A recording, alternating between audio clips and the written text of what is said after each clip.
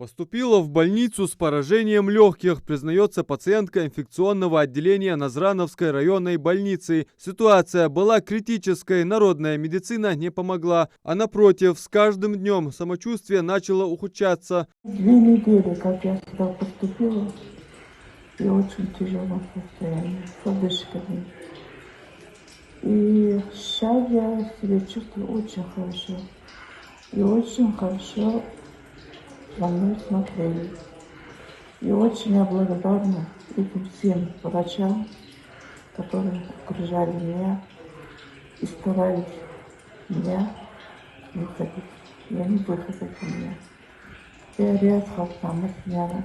Симптомы у всех пациентов инфекционного отделения одни и те же. Разница лишь в том, что у некоторых еще сопутствующие заболевания. У меня тогда была температура, было тяжелое состояние, ходить даже не мог, настолько тяжелый был.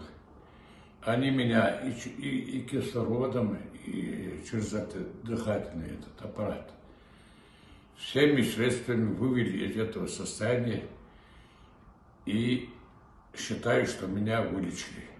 3 пациента в тяжелом состоянии, но одно радует: всего таких в больнице в инфекционном отделении 18. Это при том, что развернуто 410 коек для ковидных больных. Эпидемиологическая ситуация улучшается. Это говорит и то, что поступлений за последние дни не было. Практически они не поступают, то есть этих пациентов нет, в связи с чем сократились койки для оказания специализированной помощи пациентам с новой коронавирусной инфекцией до 50. Ну и идет тенденция к сокращению этих коек, так как нет пациентов.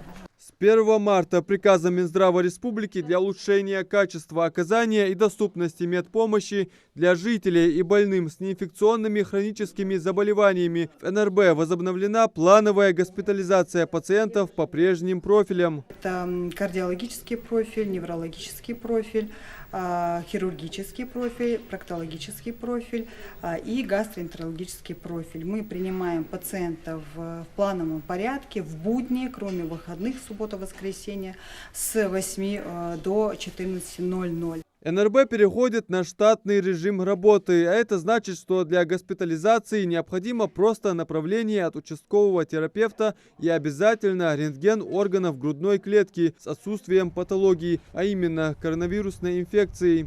Адам Мережков, Рамзан Зурабов, Новости 24.